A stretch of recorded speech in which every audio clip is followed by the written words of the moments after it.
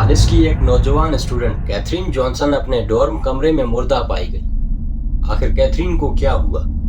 क्या किसी ने उसे कत्ल कर दिया था या उसने खुदकुशी की थी? तो आज की इस वीडियो में इस मिस्टीरियस स्टोरी से पर्दा हटाऊंगा, तो बने रहिए वीडियो के आखिर तक। कैथरीन जॉनसन 25 अप्रैल 1980 को पैदा हुई।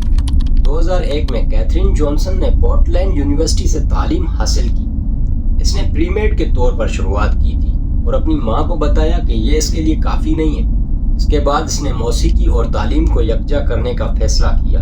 कैथरीन एक अकीदतमंद कैथोलिक थी और अपने अकीदे से बहुत ज़्यादा जुड़ी हुई थी। कॉलेज के जूनियर और सीनियर सालों के दौरान कैथरीन मेलंग हॉल में रहती थी, जो तकरीबन 8 मंजिलों पर मुश्तमिल था। इसने डॉर्म में बिल्डिंग मैनेजर के तौर पर भी काम किया था। मई 2001 तक वहां रहने वाले चंद तुलबा में से एक कैथरीन थी।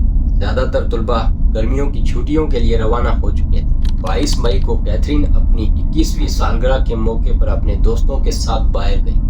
कैथरीन पार्टी में नहीं थी और वो आधी रात तक अपने कमरे में थी। 29 मई को कैथरीन अपने दोस्तों के साथ डाइनिंग हॉल में खाना खाने के लिए नहीं आई। इसका दोस्त इसके डॉर्म कमरे में इसकी जांच करने के लिए गया और उसने एक खौफनाक मंजर देखा। उसने देखा कि कैथरीन अपने बेड पर मुर्दा पड़ी थी।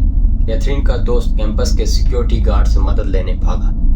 911 पर कॉल करने के बाद उसने बताया कि कैथरीन मर चुकी है। कैथरीन के कमरे का दरवाज़ा खुला था, इसीलिए ज़बरदस्ती अंदर आने के कोई निशान नहीं मिले थे। कैथरीन बरहना हालत में पाई गई, यानी नंगी हालत में पाई गई। ये पुलिस का पहला ख्याल ये था कि इसे जिनसी ज्यादती का निशाना बनाया गया है। वाकये की जगह से ब्लीच मिला, एक तौलिया भी मिला जिसमें कुछ बाल लिपटे हुए थे। अब वाज़ेह हो गया था कि कातिल ने सफाई करने की कोशिश की थी। तिब्बी मुआयनाकार को कैथरीन के कलाइयों पर कुछ निशानात मिले। उन्होंने बताया कि यह हथकड़ियों के निशानात थे और उन्होंने बताया कि इसकी मौत गला घोटने की वजह से हुई है। लेकिन कातिल अपना डीएनए तकिए पर छोड़ गया। कैथरीन के डॉर्म कमरे से सैकड़ों अशिया को इकट्ठा करके जांचा गया। पुलिस को मालूम हुआ कि कई तुलबा ने चोरी होने की इत्तला भी दी थी और ये ख्याल किया गया था कि एक चाबी इस्तेमाल होती है, क्योंकि कोई ज़बरदस्ती अंदर नहीं आया था, ना ही किसी ने दरवाजे का लॉक तोड़ा था। वो चाबी के ज़रिए से अंदर आया था। हर तालिब इल्म ने बताया कि इनके जेवरात के टुकड़े भी चोरी हुए थे। कैथरीन के कमरे में कोई भी ज़बरदस्ती दाखिल नहीं हुआ था। कैथरीन को हथकड़ी लगाई गई थी, इसीलिए कैंपस के आसपास के सिक्योरिटी गार्ड मुश्तबा हो गए। तो पुलिस ने उनसे उनका डीएनए मांगा। उन्होंने डीएनए दिया और इन सब का डीएनए मैच ना हुआ, ताहम इनको छोड़ दिया गया। कमरे की तलाशी के दौरान पुलिस को कैथरीन का खत मिला। इसने एक आदमी के बारे में बहुत कुछ लिखा था, जिससे इसे बहुत ज़्यादा दिलचस्पी थी। बहुत सारी इंदराजात जो लिखी हुई थी वो इसके अकीदे और इसके यकीन के साथ थी। कैथरीन ने एक ऐसे शख्स के बारे में लिखा था जिससे वो 1 साल पहले मिली। वो फॉरेन एक्सचेंज का तालिब इल्म था जो वतन वापसी के लिए निकला था। कैथरीन की मां ने कहा कि कैथरीन की मौत के वक्त ये मुल्क से बाहर एक मुकामी पादरी भी मुश्तबा हो गया। वो कैथरीन की मौत के बाद फौरन मुल्क छोड़कर भाग गया। ताहम वो डीएनए का नमूना देने वापस आया और इसका डीएनए भी मैच ना हुआ। जिस दिन कैथरीन की लाश मिली, मर्दों का एक ग्रुप डॉर्म के करीब जुआ खेल रहा था। तफ्तीश के आगाज में इनका डीएनए नहीं लिया गया, लेकिन पुलिस ने इनसे राब्ता किया। पुलिस ये जानकर दंग रह गई कि इनमें से एक का डीएनए मैच हो गया। ये डीएनए डेनिस आइडिनर का था। डेनिस का ताल्लुक तुर्की से था और इसकी शादी हो चुकी। पुलिस डीएनए मैच होने पर पुरजोश थी, लेकिन ये जानकर दंग रह गई कि डेनिस वापस तुर्की जा रहा है। ताहम इसकी बीवी ने इसके लिए नए वीज़े पर अमेरिका से वापस आने के लिए दरख्वास्त दी। इन्हें इस वक्त तक इंतजार करना पड़ा जब तक कि वो पोर्टलैंड वापस न आए। 16 जनवरी 2006 को डेनिस पोर्टलैंड वापस पहुंचा।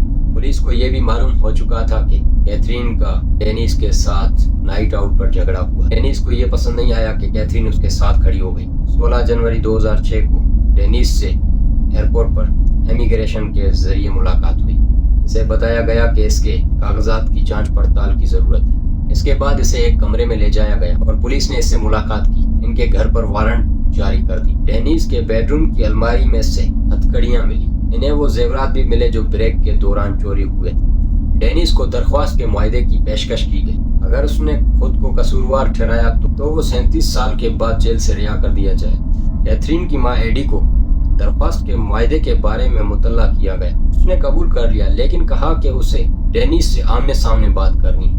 یہ خیال کیا گیا کہ ڈینیز نے کیتھرین کا پیچھا کیا تھا اور یہ جانا کہ وہ کہاں رہتی۔